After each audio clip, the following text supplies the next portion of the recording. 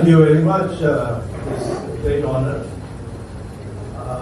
to release a book by two of my friends of very long standing, because 𝙒𝙤𝙤 I've known when he was 17 years old.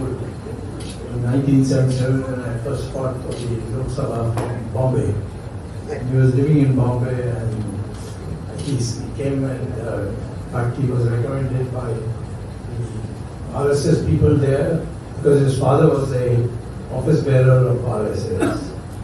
And then after that he never left me. So he is now with our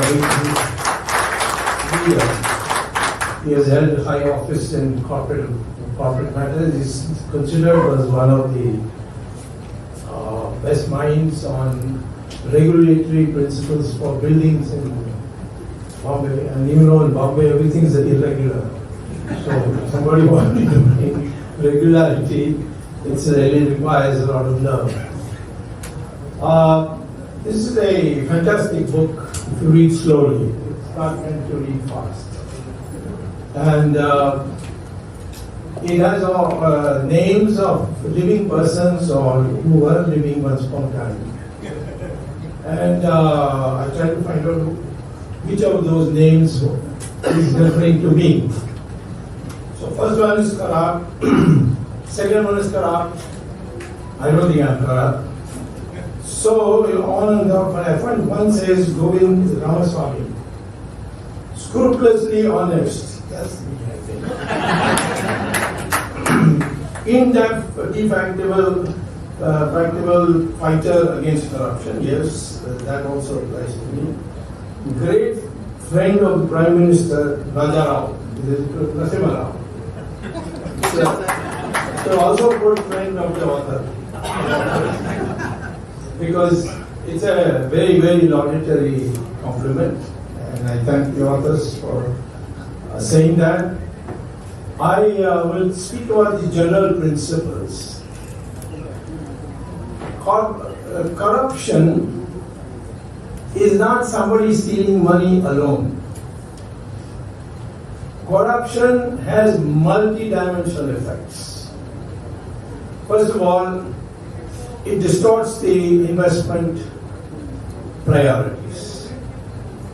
Supposing I avoid income tax and I get money, or I cheat in the sense I charge a low price and collect the remaining value in black, in cash that is, and not reported.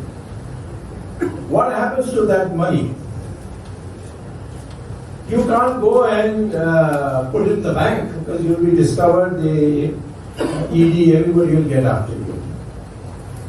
So you can't go and buy a house, because then people will ask where do you get the money. I mean, the income tax people will ask, because you have to declare. When you buy a house in the income tax, they have to declare. So you can't declare, because all the money is black and you didn't earn it fair and square.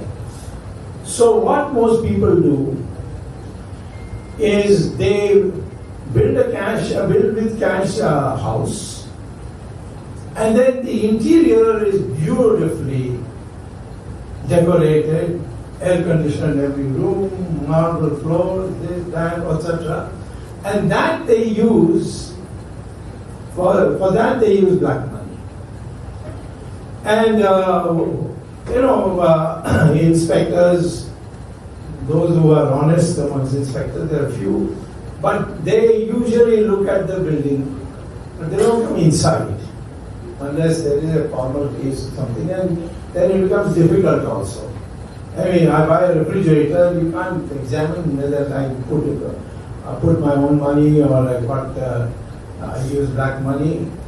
And marble floors, how do you evaluate it? And most people buy Italian marbles. Now we also have Italian politicians, but it's the same purpose. So the money mostly, first part goes to buying luxury goods, which is not very easy to account. Again, if I build a house, and it's seen by everybody and it's beautiful, then people say, where did you get the money?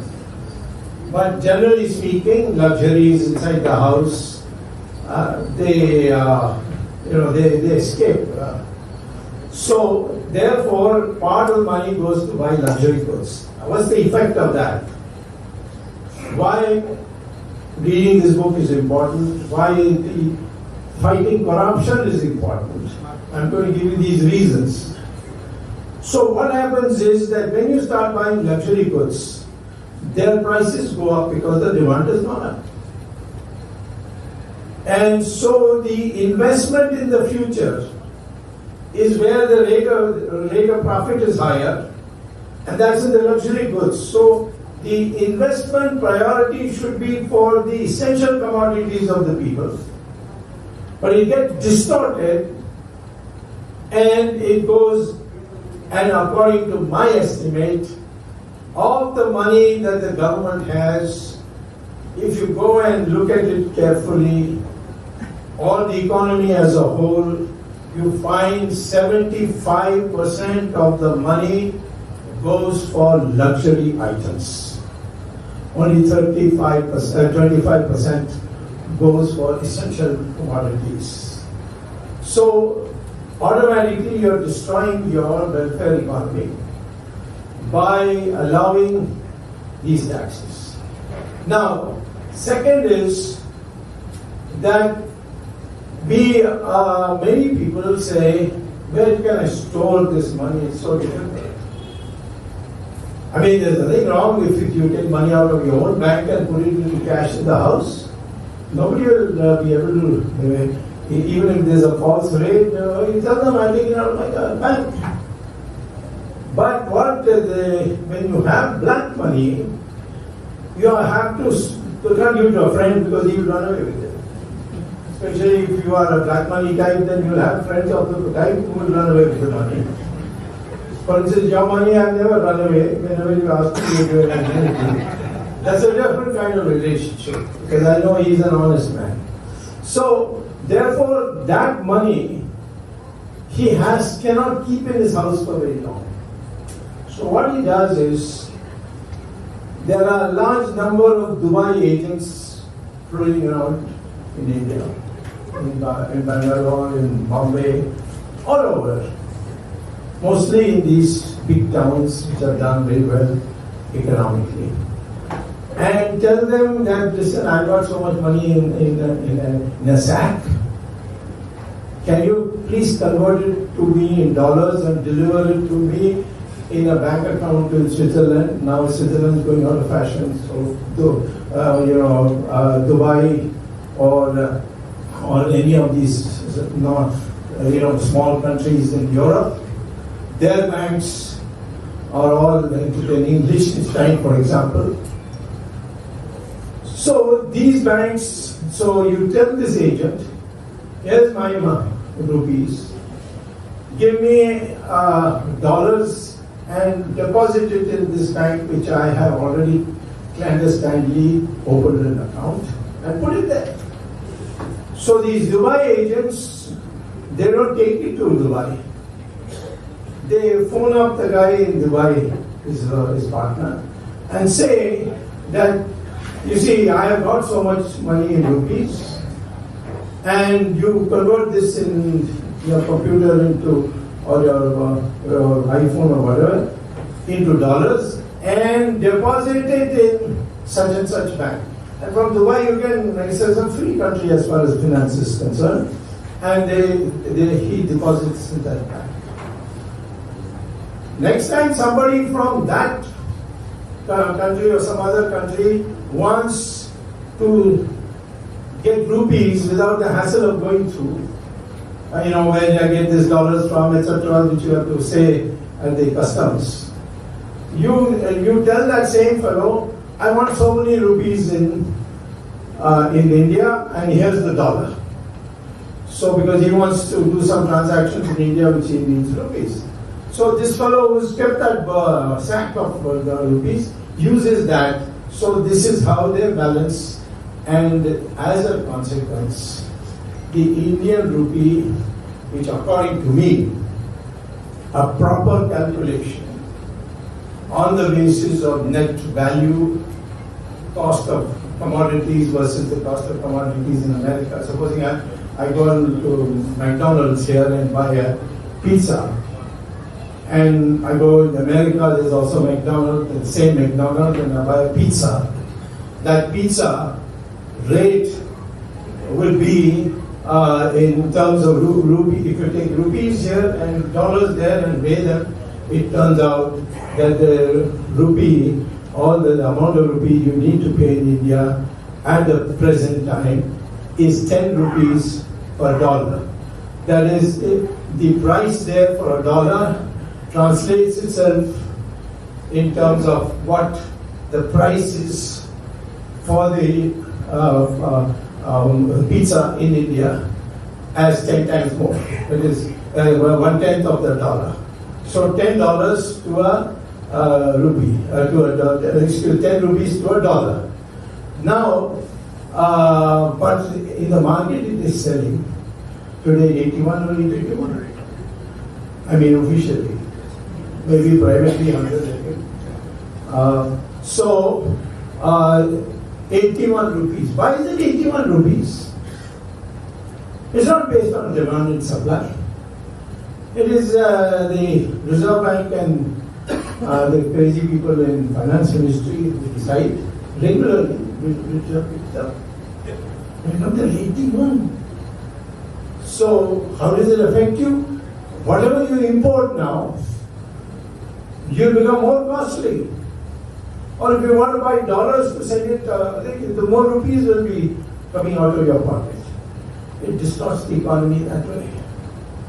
Then Mr. Chidambaram, and now I don't know whether I should call Nirmala Sitharaman Finance Minister, because all she does is she gets a file from the PMO and she puts a signature.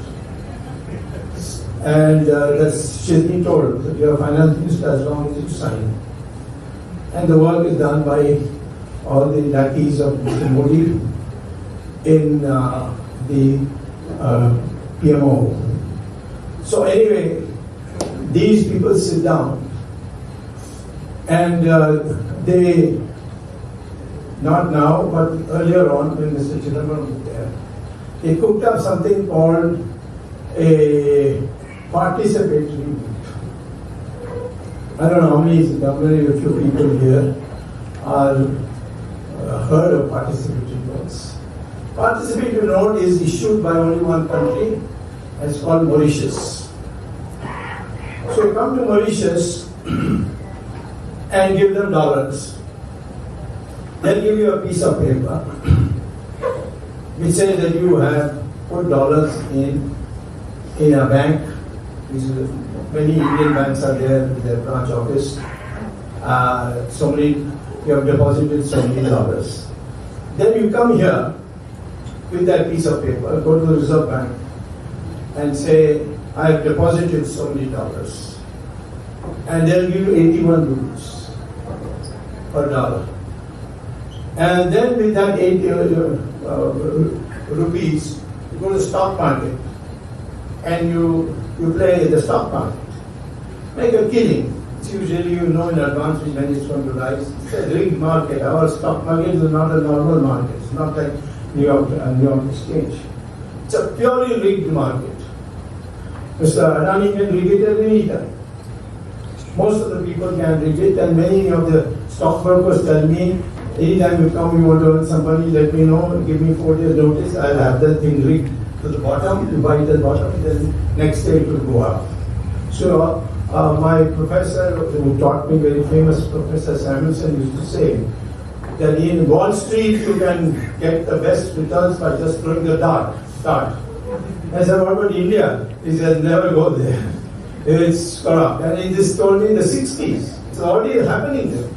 So what happens is you buy, it's a rigged market, make a killing, and then you come with that rupees to the Reserve Bank and show them this participatory note, and they will give you dollars, not at the rate of 81 rupees per dollar, but 7 rupees per dollar, which is their internal rate for the rupee.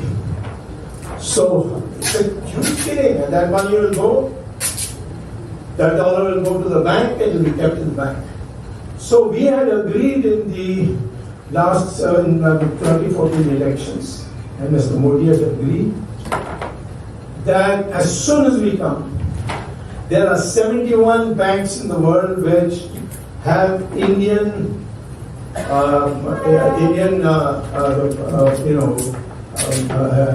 people who have put money there in the bank accounts. So all those Indians, you tell the banks, block them.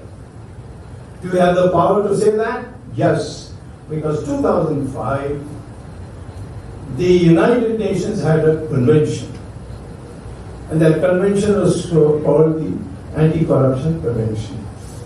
In that it was said that if any country comes and says that my citizen has so much money in this bank and it's illegal, then we'll return it. We will force, the United Nations will force these countries' banks to give the money to us. The Egyptians, you see, what was their dictator? Mubarak. He died and he left a lot of money in foreign banks. So they applied to the United Nations. They gave the name also, the Swiss bank. And the United Nations sent a letter. And they got all the money. Marcos, same thing. Gaddafi, same thing. But Sonia Gandhi, Modi is shivering. He has not done it even today. I prepared the letter, I said just put your signature, send it. And I told him how it can be done. And instead, he made sure that it will become finance minister. Because he has friends who he cannot let down. I have to be very frank with you. BJP cannot fight corruption. Not because every leader, unlike in Congress, you find a lot of top leaders as corrupt. A large number of the party workers are very honest people. But the policy making is blocked because of that. So this book is, he hasn't got the same nerve to write as I would have written. He's a diplomat, he lives in America, he's a very sophisticated man, but he has sent the message clear and loud. And I would advise you to send a copy to Narendra Modi. If I bring back all the money that is abroad, you know how much it is? $3 trillion. You know what the Indian GDP is? $3.4 trillion. Equal to our national income is in the banks, and this is yours because there is no way any of these people can claim it. So when you get a book like this, it's a good way to start. Because I would say that forget everything. If you want the economy to prosper, and you need money, actually the Indian problem, the economic problem is only one. There is a demand shortage in our country. Because people don't have money to spend. Middle classes are actually withdrawing from fixed deposits to meet it. I suggested, if you want to improve in the Indian economy, the first step, I wrote a piece recently in Hindu, The Hindu. And if you go back about 10 days, you will see it, where I've given the prescription. What you do is you abolish income tax. People say, if you abolish income tax, then it will be unfair, rich will get away better than poor and so on. First of all, there is no income tax in agriculture. Entire agriculture. That means 22% of your GDP is out already. Then in the non-agricultural sector, there are exemptions and exemptions and exemptions. Only the salaried class, middle class, their money is cut out at the source. But the others who are running businesses and so on, they have to file an income tax. And the amount asked for is so large that if you give 1/10 of it to the income tax inspector, he will clear your accounts without difficulty. So nobody pays income tax or doesn't pay the full income tax.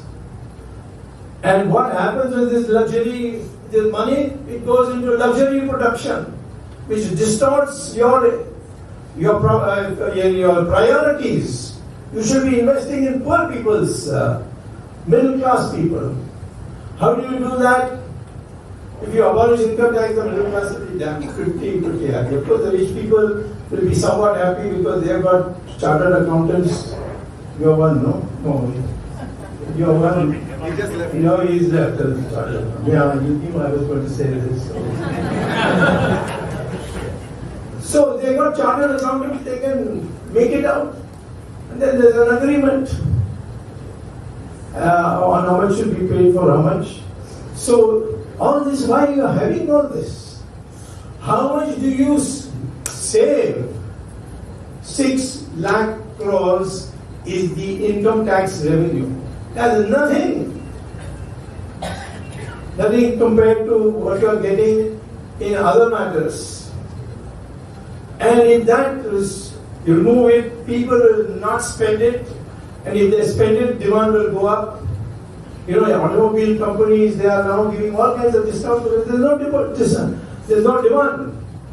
So demand is the key thing, and the way to increase demand and make the middle class and the lower class happy, small and medium industries happy, is to lower the tax rate.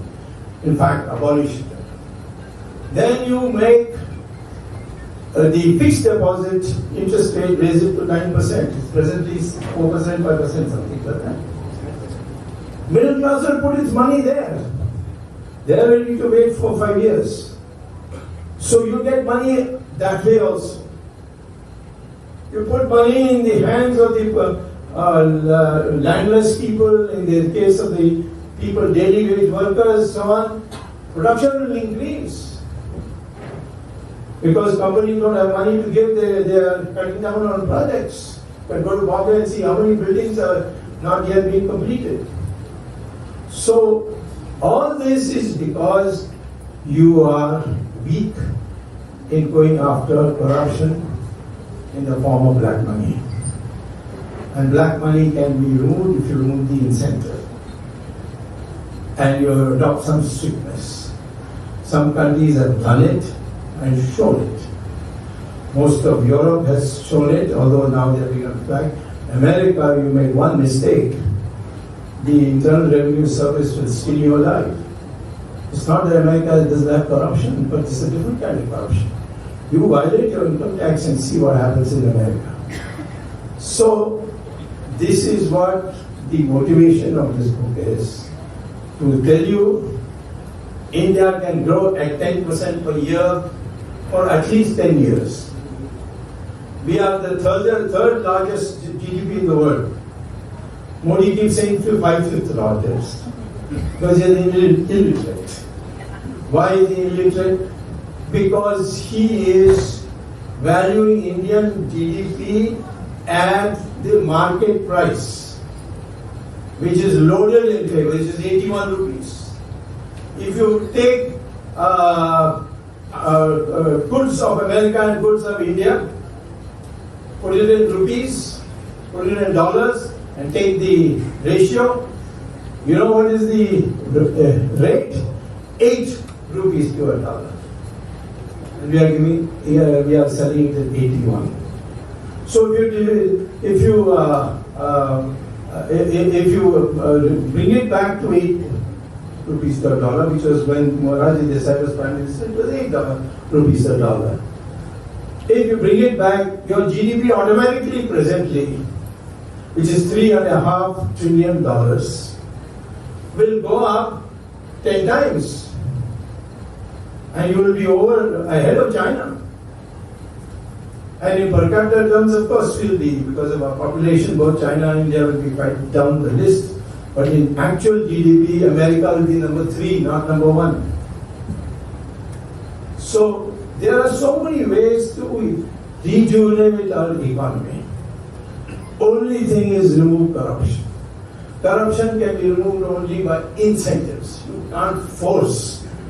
You can't terrorize, because the people who will terrorize you, they themselves will become corrupt. And that is precisely the sarcastic way that he's put it across. Excellent book. I didn't know 𝗤𝙧𝙤𝙪 𝗢𝙠 was such a good author. And recently I've been finding, whenever I phone 𝗤𝙧𝙤𝙪, he doesn't pick up the phone. So when I ask his wife, she says he's gone for work. And I find out that she has been working for you and not for me. That's good anyway. He's a versatile man who knows Bombay inside out. I'm hoping that he will be the next MP from Bombay. Yes.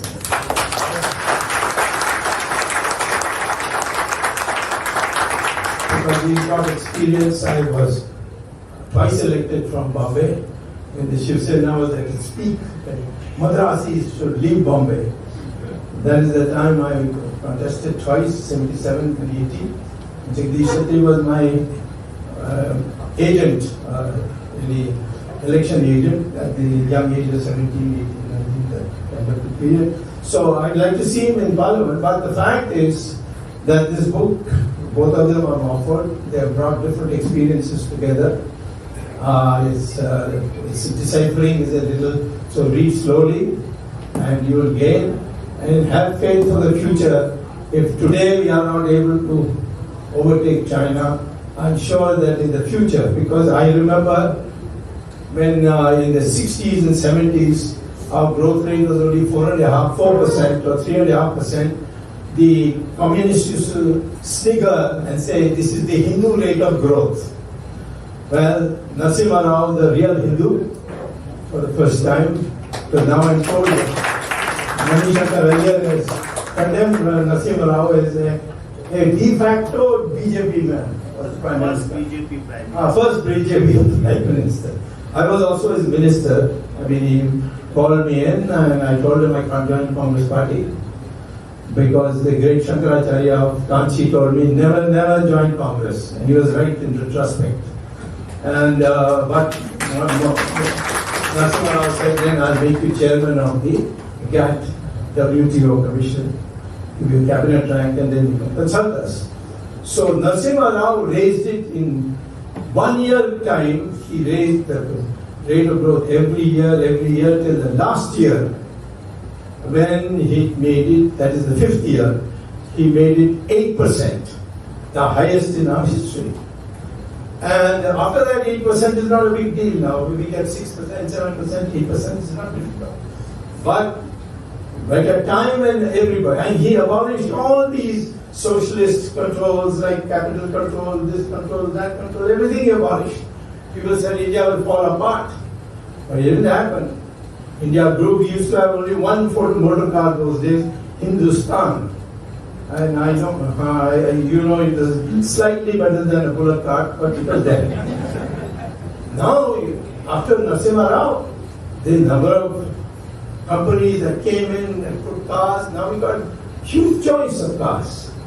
India is born to be a market economy, where people have the right to make decisions. Government can police, but government cannot direct. And that is to change. And if you want corruption to go, you have to decentralize. You don't have to give anybody privileges either to deny or to gift you anything. This kind of system has to be brought, and it should be an issue in the coming elections, where I am urging all my party colleagues that kick out those who won't change, but make not only Hindutva as an issue, which is of course our basic issue, but market economy. Market economy comes within 10 years, we will overtake China, and we will be equal to America by another 5 years, and it's only a matter of time, because America's strength is innovations. And who produces the innovations in America? You Indians who go and settle down there. Maybe we'll have the Indian Prime Minister also. And he'll be a Tamil Prime Minister. Yes, Vivek. So, but he's being abused already. People are not started attacking him, saying he is not one of us, he is a foreigner and all that. Anyway, we are all Indians who want to come back from America, they are welcome as once we get the economy. So, this confidence Indian people must have. We are, once upon a time, the world's most prosperous country in the world, up to 1776, when the Marathas defeated the Mughals. And after that, there were no Mughals left. Have you ever heard of a descendant of 𝙤𝙧𝙤𝙪 today anywhere? They all disappeared. But unfortunately, so many years of fighting, we were depleted. And the British arrived at that time. And they took advantage. And then, of course, the silly Russian, pro-Russian or pro-Soviet Jawaharlal Nehru planning kept us back. And slowly we are coming. And I say that if the day we unite our country and we follow market economy in our sincerest best, this country will be number one once again, which we lost 1,000 years ago. Thank you.